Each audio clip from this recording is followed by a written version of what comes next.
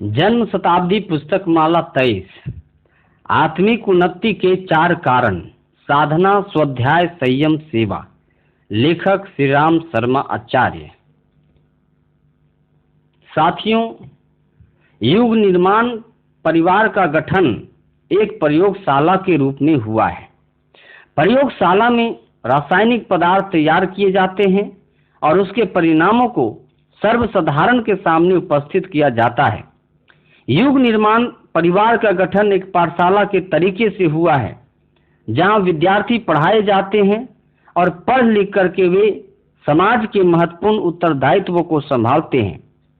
गायत्री परिवार का गठन एक व्यायामशाला के तरीके से किया गया है, जिसमें लोग व्यायाम करते हैं और पहलवान बनकर के दंगल में कुश्तियां पछाड़ते हैं।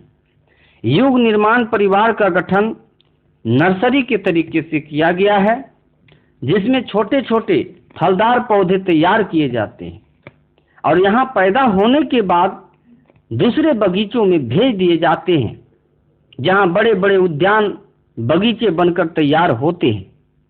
युग निर्माण परिवार का गठन एक कृषि फार्म के तरीके से हुआ है। कृषि फार्म में छोटे छोटे प्रयोग गन्ने के, सोयाबीन के, अमुक के, तमुक के किए जाते हैं और उसके जो निष्कर्ष निकलते हैं वह सब लोगों को मालूम पड़ते हैं और उसी आधार पर वे अपने अपने कृषि कार्य को आरंभ करते हैं। व्यक्तियों के निर्माण की एक प्रयोगशाला के रूप में, पाठशाला के रूप में, व्यायामशाला के रूप में, नर्सरी और कृषि फार्म के रूप में युग निर्माण परिवार का गठन किया गया। हम चाहते हैं कि व्यक्ति बदल जाए और ऊंचा उठे, क्योंकि हम समाज को ऊंचा उठाना चाहते हैं, समुन्नत बनाना चाहते हैं। आखिर समाज है क्या? समाज व्यक्तियों का समूह मात्र है। व्यक्ति जैसे होंगे वैसा ही तो समाज बनेगा। समाज कोई अलग चीज नहीं है, वरन व्यक्तियों के समूह का नाम है। इसलिए व्यक्तियों को श्रेष्ठ बनाने का मतलब है समय को अच्छा बनाना, और समय को अच्छा बनाने का मतलब है युग के प्रवाह को बदल देना। युग का जो प्रवाह है उसको बदल देना, अर्थात समाज को बदल देना। समाज को बदल देना अर्थात व्यक्तियों को बदल देना, यही हमारा उद्देश्य है। इसी क्रियाकलाप के लिए और इसी परिवर्तन के लिए हम लोग लगे हुए हैं। और युग परिवर्तन का जो नारा लगाते हैं उसका मतलब ही यह है कि हम युग बदलेंगे, समाज बदलेंगे और व्यक्ति बदलेंगे। बदलने के लिए हम व्यापक क्षेत्र में प्रयोग नहीं कर सकते, अतः छोटे क्षेत्र में हम प्रयोग करते हैं, ताकि इसकी देखा देखी, इसका अनुकरण करते हुए अन्यत्र भी यही परंपराएं चले, अन्यत्र भी इसी तरीके से क्रियाकलाप चालू किए जा सके। बाहर की परिस्थितियां मन की स्थिति के ऊपर निर्भर है। मन जैसा ही हमारा होता है, परिस्थितियां उसी के अनुरूप बननी शुरू हो जाती है।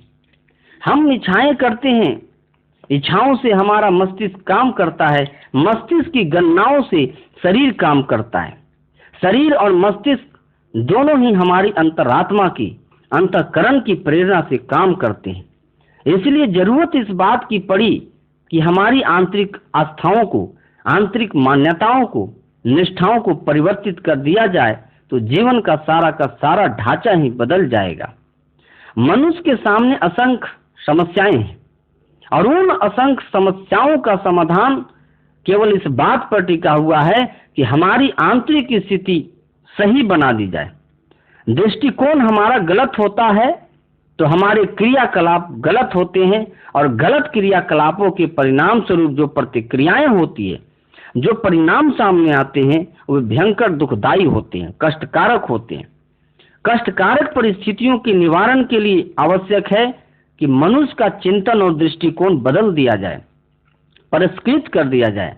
यही है हमारे प्रयास, जिसके लिए हम अपनी समझ शक्ति के साथ लगे हुए हैं। मनुष्य के आंतरिक उत्थान, आंतरिक उत्कर्ष, आत्मिक विकास के लिए क्या करना चाहिए और कैसे करना चाहिए, इसका समाधान करने के लिए हमको 4 बातें तलाश करनी पड़ती है। इन्हीं 4 चीजों के आधार पर हमारी आत्मिक उन्नति टिकी हुई है, और वे 4 आधार हैं: साधना, स्वाध्याय, संयम और सेवा। ये चारों ऐसे हैं जिनमें से एक को भी आत्मोत्कर्ष के लिए छोड़ा नहीं जा सकता। इनमें से एक भी ऐसा नहीं है जिसके बिना हमारे जीवन का उत्थान हो सके। चारों आपस में अविच्छिन्न रूप से जुड़े हुए हैं। जिस तरीके के कई तरह की चौकड़ियां आपस में जुड़ी हुई है, मसलन बीज 1, जमीन 2, खाद 3, पानी 4, चारों जब तक नहीं मिलेंगे कृषि नहीं हो सकती, उसका बढ़ना संभव नहीं है। व्यापार के लिए अकेली पूंजी से काम नहीं चल सकता। इसके लिए पूंजी 1, अनुभव 2, वस्तुओं की मांग 3, ग्राहक 4, इन चारों को आप ढूंढ लेंगे तो व्यापार चलेगा और उसमें सफलता मिलेगी। मकान बनाना हो तो उसके लिए ईंट, चूना, लोहा, लकड़ी, इन चारों चीजों की जरूरत है। चारों में से एक भी चीज अगर कम पड़ेगी तो हमारी इमारत नहीं बन सकती। सफलता प्राप्त करने के लिए मनुष्य का कौशल आवश्यक है, साधन आवश्यक है, सहयोग आवश्यक है और अवसर आवश्यक है। इन चारों चीजों में से एक भी कम पड़ेगी तो समझदार आदमी भी सफलता नहीं प्राप्त कर सकेगा, सफलता रुकी रह जाएगी। जीवन निर्वाह के लिए भोजन, विश्राम, मल विसर्जन और श्रम उपार्जन चारों की आवश्यकता होती है। ये चारों क्रियाएं होगी तभी हम जिंदा रहेंगे। यदि इनमें से एक भी चीज कम पड़ जाएगी तो आदमी का जीवित रहना मुश्किल पड़ जाएगा। ठीक इसी प्रकार से आत्मिक जीवन का विकास करने के लिए, आत्मोत्कर्ष के लिए चारों का होना आवश्यक है, अन्यथा व्यक्ति निर्माण का उद्देश्य पूरा न हो सकेगा। अब हम चारों चीजों के ऊपर प्रकाश डालते हैं। पहली है उपासना प्लस साधना। उपासना और साधना, इन दोनों को मिलाकर एक पूरी चीज बनती है। उपासना का अर्थ है भगवान पर विश्वास, भगवान की समीपता। उपासना पाने भगवान के पास बैठना, नजदीक बैठना। इसका मतलब यह हुआ कि उसकी विशेषताएं हम अपने जीवन में धारण करें। जैसे आग के पास हम बैठते हैं तो आग की गर्मी से हमारे कपड़े गर्म हो जाते हैं, हाथ गर्म हो जाते हैं, शरीर गर्म हो जाता है। पास बैठने का सही लाभ होना चाहिए। बर्फ के पास बैठते हैं, ठंडक में बैठते हैं तो हमारे हाथ ठंडे हो जाते हैं, कपड़े ठंडे हो जाते हैं। पानी में बर्फ डालते हैं तो पानी ठंडा हो जाता है। ठंडक के नजदीक जाने से हमें ठंडक मिलनी चाहिए, गर्मी की समीपता से गर्मी मिलनी चाहिए, सुगंधित चीजों से सुगंधित मिलनी चाहिए। चंदन के समीप उगने वाले पौधे सुगंधित हो जाते हैं उनकी समीपता की वजह से। यही समीपता वास्तविकता है। उपासना का अर्थ यह है कि हम भगवान का भजन करें, नाम ले, जप करें, ध्यान करें, पर साथ साथ हम इस बात के लिए भी कोशिश करें कि हम भगवान के नजदीक आते जाएं, भगवान हमारे में समाविष्ट होता जाए और हम भगवान में समाविष्ट होते जाएं, अर्थात दोनों एक हो जाएं। एक होने से मतलब यह है कि दोनों की इच्छाएं, दोनों की गतिविधियां, दोनों की क्रिया पद्धति, दोनों के दृष्टिकोण एक जैसे रहे। हमको ईश्वर जैसा बनने का प्रयत्न करना चाहिए। ईश्वर जैसे बने, न कि ईश्वर का हुक्म चलाएं और उनको यह आदेश दे कि आपको ऐसा करना चाहिए। आपको किसी भी हालत में हमारी मांगे पूरी करनी चाहिए। उपासना का तात्पर्य अपनी मनोभूमि को इसी लायक बनाना है कि हम भगवान के आज्ञानुवर्ती बन सके, उनके संकेतों के इशारे पर अपनी विचारना और क्रिया पद्धति को ढाल सके। उपासना भजन इसलिए किया जाता है। साधना का अर्थ है कि अपनी गुण, कर्म, स्वभाव को साथ लेना। वस्तुतः मनुष्य 84 लाख योनियों में घूमते घूमते उन सारे के सारे प्राणियों के कुछ संस्कार अपने भीतर जमा करके ले आया, जो मनुष्य जीवन के लिए आवश्यक नहीं है बल्कि हानिकारक है, तो भी स्वभाव के अंग बन गए। और हम मनुष्य होते हुए भी पशु संस्कारों से प्रेरित रहते हैं और पशु प्रवृत्तियों को बहुधा अपने जीवन में कार्यान्वित करते रहते हैं। इस अनगढ़पन को ठीक कर लेना, सुगढ़पन का अपने भीतर से विकास कर लेना, कुछ संस्कारों को जो भी पिछली योनियों के कारण हमारे भीतर जमे हुए हैं उनको निरस्त कर देना और अपना स्वभाव इस तरह का बना लेना जिसको हम मनोवचित कह सकते हैं, जिसको हम मानवोचित कह सकते हैं, साधना है। साधना के लिए हमको वही क्रियाकलाप अपनाने पड़ते हैं जो कि एक कुछ संस्कारी घोड़े या बैल को सुधारने के लिए उसके मालिकों को करने पड़ते हैं। हल में चलने के लिए और गाड़ी में चलने के लिए कुछ संस्कारों को दूर करने के लिए हमको लगभग उसी तरह से प्रयत्न करने पड़ते हैं जैसे कि सर्कस के पशुओं को पालते हुए उन्हें इस लायक बनाते हैं कि वे सर्कस में तमाशा दिखा सके। इसी तरह के प्रयत्न हमको अपने गुण कर्म स्वभाव के विकास के परिष्कार के लिए करने पड़ते हैं।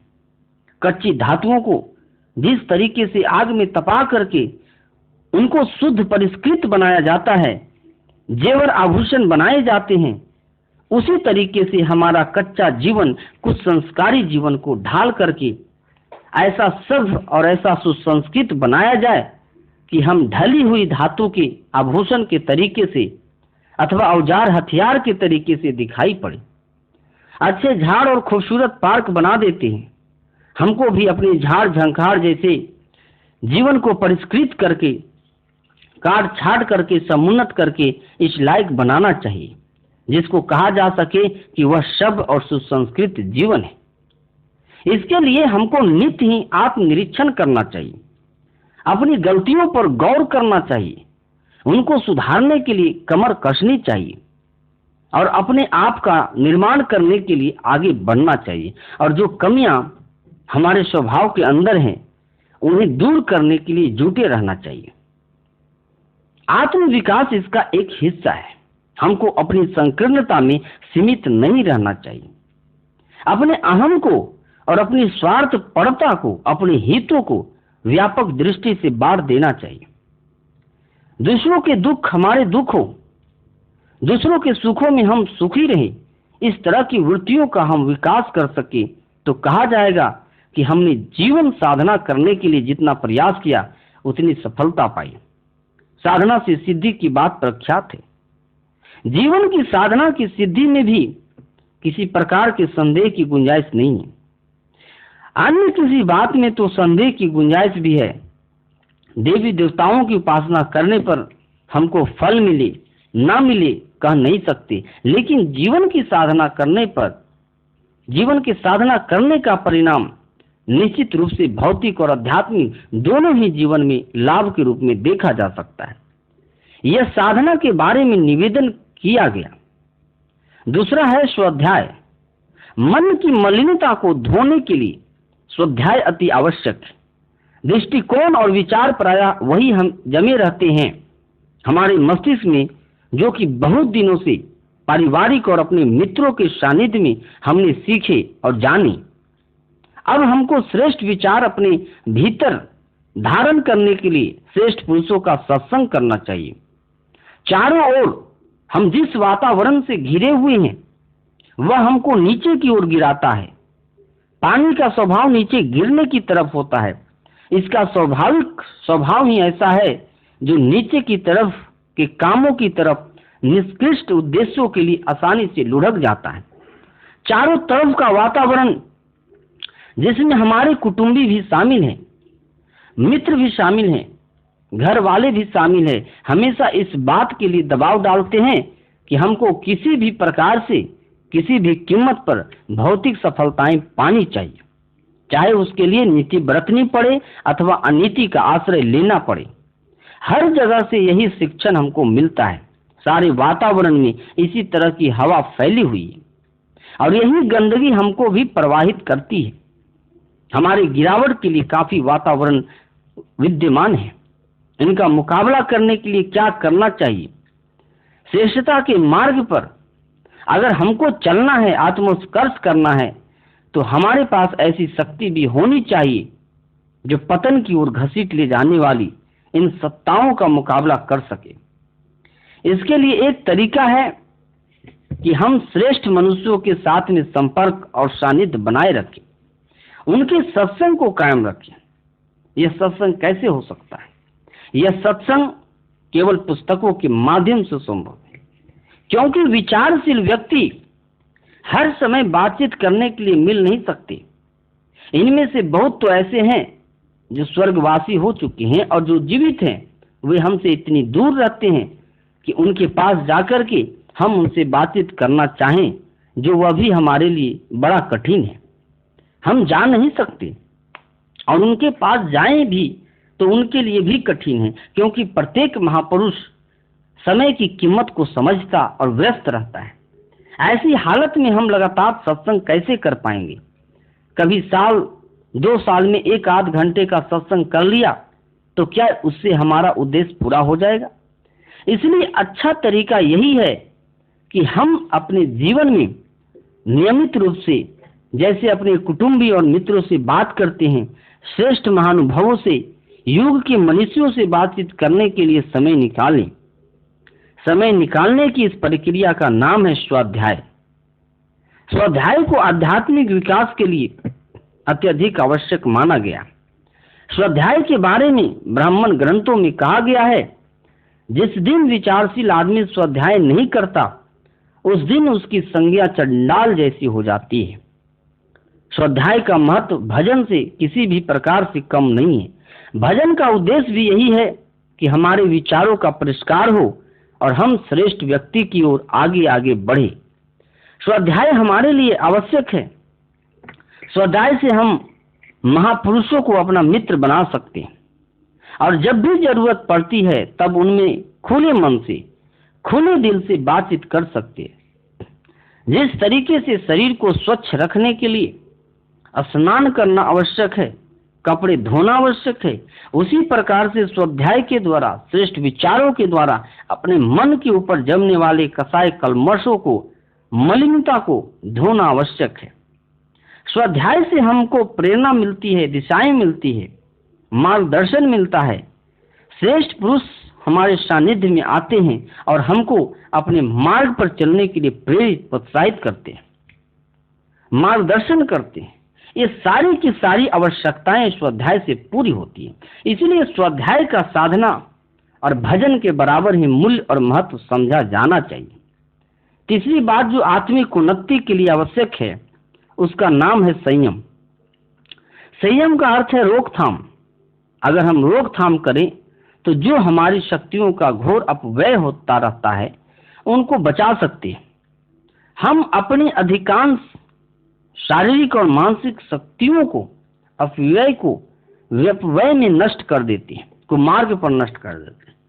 यदि उनको रोका जा सका होता और उपयोगी मार्ग पर लगाया गया होता तो निश्चित रूप से उन शक्तियों के चमत्कार हमको देखने को मिल सकते थे जो हमारे पास थी, पर हम बर्बादी से कुछ बचा नहीं सके। 4 तरह के संयम निग्रह रूप में बताए गए हैं: इंद्रिय निग्रह, मन निग्रह, समय निग्रह और अर्थ निग्रह। इंद्रिय निग्रह में जिह्वा और कामेंद्रियों का संयम मुख्य है। ये इंद्रियां हमारी कितनी सारी शक्तियों को नष्ट करती हैं और स्वास्थ्य को किस बुरी तरीके से खोखला करती है, ये सभी जानते हैं। इंद्रिय निग्रह का महत्व बताने की जरूरत नहीं है।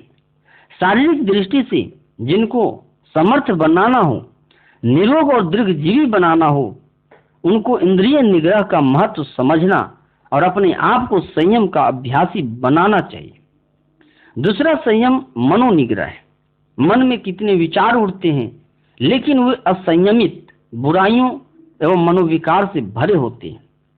इससे हमारा मानसिक विकृत होता है और बुरी आदतें होती हैं। मन शक्तियां निग्रहित करके कार्य में लगाई गई होती तो वैज्ञानिक बन गए होते, साहित्यकार बन गए होते। जिस भी कार्य में मन लगाया होता सफलता की उस श्रेणी तक जा पहुंचे होते, पर अस्त व्यस्त मन के कारण से सफलता संभव न हो सकी। मनोनिग्रह करके एकाग्रता की शक्ति और एक दिशा में चलने की सामर्थ्य प्राप्त कर सके तो उससे हमारी सफलताओं का द्वार खुल सकता है।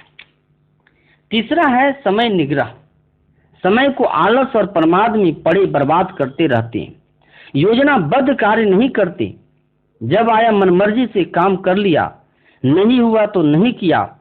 इससे अस्त व्यस्तता में हमारा जीवन नष्ट हो जाता है। जबकि समय का थोड़ा सा भी उपयोग करते तो कितना लाभ उठा सकते थे। चौथा निग्रह, अर्थ निग्रह भी ऐसा महत्वपूर्ण है पैसे को विलासिता लेकर न जाने किस किस कामों में, व्यसनों में, अनाचारों में हम खर्च करते। अगर उसको फिजूल खर्ची से हम बचा सके होते और उस धन को हमने किसी उपयोगी काम में लगाया होता तो भौतिक एवं आत्मिक उन्नति की दिशा में हम कहीं आगे बढ़ गए होते। अर्थ निग्रह, इंद्रिय निग्रह, मनोनिग्रह, समय निग्रह, इन चारों निग्रहों को हम करें तो संयमशील हो सकते हैं। हमको संयम बरतना चाहिए, आस्वाद व्रत का, ब्रह्मचर्य का अभ्यास करना चाहिए, मौन का अभ्यास करना चाहिए। ऐसे ऐसे असंख्य संयम हैं जिनको अपनाने से हम तपस्वी बनते हैं और अपनी शक्ति का बहुत बड़ा भाग बचा करके अच्छे काम में लगाते हैं। चौथा कार्य सेवा का है। मनुष्य समाज का ऋणी है क्योंकि वह सामाजिक प्राणी है। भगवान ने उसको इसलिए जन्म दिया है कि वह उसके इस विश्वोद्यान की सेवा करे। उसकी जीवात्मा का विकास और जीवन का लक्ष्य प्राप्त करने के लिए सेवा से बड़ा तप और सेवा से बड़ा पुराण कुछ भी नहीं हो सकता। हमको सेवा करने के लिए समय निकालते रहना चाहिए। सारे के सारा समय अपने लिए ही न खर्च कर दे, वरन देश, धर्म, समाज और संस्कृति की सेवा करने के लिए भी कुछ लगाएं। हमारा धर्म होना चाहिए कि हम अपनी शक्तियों का एक अंश दुखियारों के लिए, पीड़ितों के लिए और पतितों के लिए लगाएं। हमारे लिए सबसे बड़ी सेवा का कार्य क्या हो सकता है? ज्ञान यज्ञ से बड़ा कोई और दूसरा पुण्य नहीं हो सकता। इसको ब्रह्म दान भी कहा गया है। यह सर्वोत्तम धर्म है क्योंकि ज्ञान यज्ञ से हम मनुष्यों को दिशा दे सकते हैं जिससे वे बुराइयों से बच सके और उन्नति के मार्ग पर ऊंचा उठ सके। ज्ञान, विचारना, भावना यही अशक्ति का अंश। इसलिए ब्राह्मण और साधु हमेशा से ज्ञान यज्ञ को ही सर्वोत्तम सेवा मान करके उसमें संलग्न रहें और यह प्रयत्न करते रहे हैं कि हम स्वयं अच्छे बने और अपनी अच्छाई दूसरों पर बिखेरें। इसके लिए हमको अंशदान करना चाहिए। सेवा के लिए हमको 1 घंटा समय और 10 पैसे नित्य का जो न्यूनतम कार्यक्रम दिया गया था ज्ञान यज्ञ विचार क्रांति के लिए, उस पर हमको मुस्तैदी से अमल करना चाहिए। कोई भी आदमी हम में से ऐसा ना हो जो कि सेवा के लिए 1 घंटा समय और 10 पैसे जैसी न्यूनतम शर्त को पूरा न करता। इससे ज्यादा ही हम करें, ज्यादा ही उत्साह दिखाएं। हम केवल भौतिक जीवन ही न जिए, आध्यात्मिक जीवन भी जिए। हमारी क्षमताओं का उपयोग, हमारे समय का उपयोग पेट पालने तक ही सीमित न रहे, बल्कि लोक मंगल और लोक हित के लिए भी खर्च करें। इस तरीके से हम 4 आधार जीवन में अपनाए रह करके आत्मिक उन्नति के मार्ग पर चल सकते हैं, अपना परिष्कार और परिवर्तन कर सकते हैं। यदि हमने अपना परिष्कार परिवर्तन किया तो समाज परिवर्तन और समाज का परिवर्तन स्वाभाविक और सरल हो जाएगा। युग का परिवर्तन व्यक्ति के परिवर्तन और समाज के परिवर्तन के साथ जुड़ा हुआ है।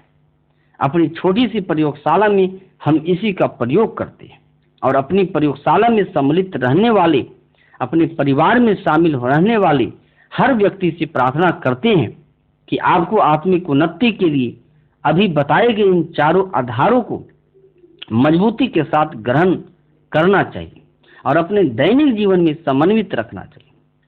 साधना, स्वाध्याय, संयम और सेवा दैनिक जीवन में न्यूनतम मात्रा में भले ही हो पर सम्मिलित अवश्य और अनिवार्य रूप से रहने चाहिए। ओम शांति।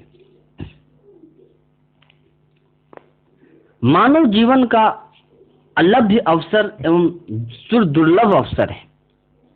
इसको तुच्छ बातों में बर्बाद न करके ऐसा सदुपयोग करना चाहिए जिससे जीवन लक्ष्य की प्राप्ति हो, आनंद, उल्लास और संतोष के साथ जिया जाए तथा संसार को अच्छा संसार बनाने में सहायता मिली। यदि यह निष्कर्ष सच्चे मन से निकाला गया हो तो निस्संदेह उसकी पूर्ति होना, व्यवस्था बनना कुछ भी कठिन नहीं है। साधना, स्वाध्याय, संयम और सेवा के 4 भागों में अध्यात्म विभक्त है। चारों को मिलाकर ही आत्म कल्याण की कोई सर्वांगपूर्ण व्यवस्था बन सकती है। इसके लिए आवश्यकता इस बात की है कि हम विश्वास पूर्वक इस आदर्श पर निष्ठा रखें कि अन्य आवश्यक कार्यों की तरह आत्म कल्याण का कार्यक्रम भी उपेक्षणीय नहीं, वरन अन्य साधारण कार्यों की अपेक्षा अधिक महत्वपूर्ण है। और महत्वपूर्ण कार्यों के लिए सोच विचार करते रहना पड़ता है, समय लगाना पड़ता है और श्रम करना पड़ता है। ये तीनों ही साधन जब तक आत्म कल्याण योजना में न लगे तब तक उसकी पूर्ति किसी भी प्रकार संभव न होगी। हमें अपने मस्तिष्क में आत्म कल्याण की आवश्यकता और योजना को अधिकाधिक स्थान देते चलना होगा और उसके लिए समय मिलते ही गहराई से सोच विचार करते रहना होगा। दिन में ऐसा बहुत सा समय होता है जब शरीर आराम कर रहा होता है और मन खाली रहता है। ऐसा जितना भी समय मिले उसे आत्म कल्याण संबंधी समस्याओं को समझाने और सुलझाने में लगाए रहना चाहिए। साधना। प्रातः काल आंख खुलने से लेकर चारपाई छोड़ने में हर मनुष्य को थोड़ा थोड़ा बहुत समय लगता है। आंख खुलते ही कोई चारपाई छोड़कर उठ खड़ा नहीं होता, वरन कुछ समय चेतना प्राप्त करने, खुमारी दूर करने में हर किसी को लगाना पड़ता है। जाड़े के दिनों में तथा बुढ़ापे की अवस्था में तो यह चारपाई पर पड़े रहने का समय बहुत लंबा होता है। इस समय को आत्म कल्याण की साधना में लगाते हुए किसी को कोई अड़चन न होनी चाहिए। यह समय भगवान के स्मरण में लगाना चाहिए। भगवान के हमारे ऊपर किए गए उपकार, उनकी दी हुई अनेक सुविधाओं का बाहुल्य, अनेक कठिनाइयों में उपलब्ध होती रहने वाली उनकी अदृश्य सहायताओं का बार बार चिंतन करना चाहिए। अपनी व्यक्तिगत शक्ति स्वलभ है। जो सफलताएं मिली है उसमें अपना श्रेय न मानकर ईश्वर की ही अनुकंपा माननी चाहिए और अहंकार को तनिक भी न पनपने देना चाहिए। सफलताओं का श्रेय अपने ऊपर लेने वाले और बार बार अहंकार भरी आत्म श्रद्धा करने वाले मनुष्य वास्तव में नास्तिक होते हैं। अहंकार नास्तिकता का प्रधान चिन्ह है। प्रार्थना द्वारा हम इस अहंकार को ही गलाते हैं। ईश्वर के उपकारों के साथ साथ उन सत्पुरुषों के, स्वजनों के अनंत उपकारों का भी स्मरण करना चाहिए, जिनकी कृपा से समय समय पर अनेकों कठिनाइयां हल होती रही तथा सुविधा सफलता प्राप्त करने का अवसर मिला। ईश्वर के समदर्शी, न्यायकारी, घटघटवासी स्वरूप का हमें बारंबार स्मरण करना चाहिए और यह विश्वास गहराई तक जमा लेना चाहिए कि वह हमारी प्रत्येक भावना को बहुत ध्यान पूर्वक देखता है। उनकी पवित्रता अपवित्रता देखकर ही यह प्रसन्न अप्रसन्न होता है। भगवान की सच्ची पूजा सत्कर्मों से ही हो सकती है। कलुषित भावनाओं से भरा रहने वाला कुकर्मरत मनुष्य बाह्य पूजा उपकरणों से परमात्मा को कदापि प्रसन्न नहीं कर सकता। यह बात जितनी अच्छी तरह समझ ली जाए उतनी ही हमारी ईश्वर भक्ति सच्ची होगी।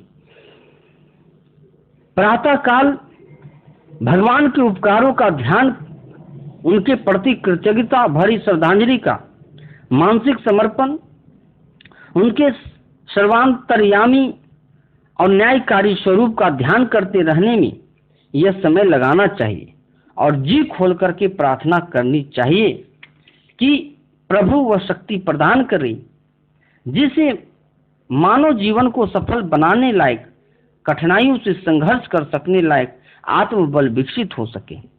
प्रातः काल की प्रार्थना के साथ साथ युग निर्माण सत संकल्प भी नित्य पढ़ा जाना चाहिए।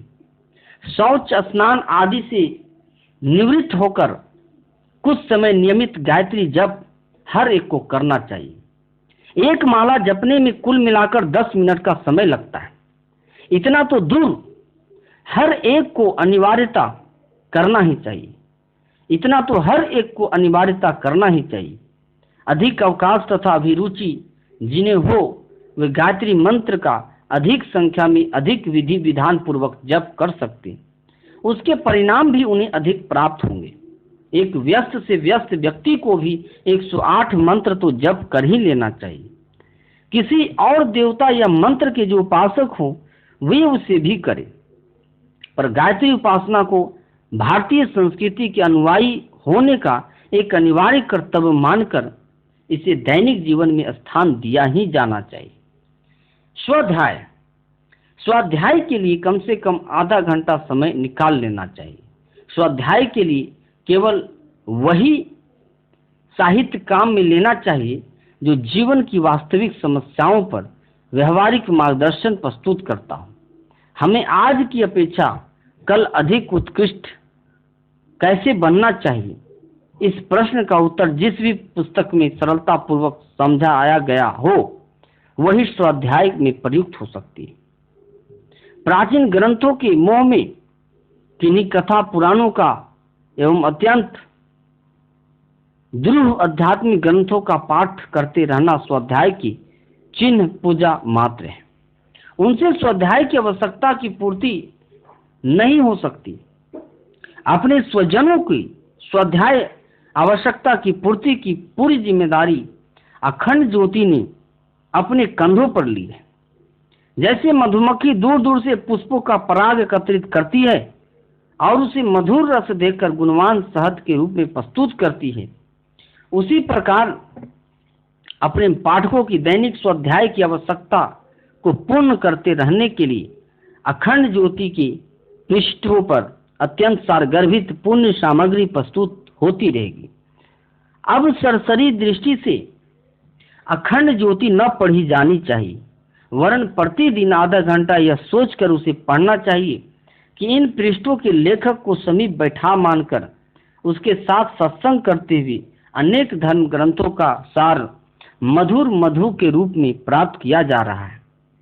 संयम, संयम की योजना रात को सोते समय बनानी चाहिए। चारपाई पे पड़ते ही तुरंत नींद किसी को नहीं आ जाती, कुछ समय सोने में जरूर लगता है। इस समय को संयम योजना बनाने में लगाना चाहिए।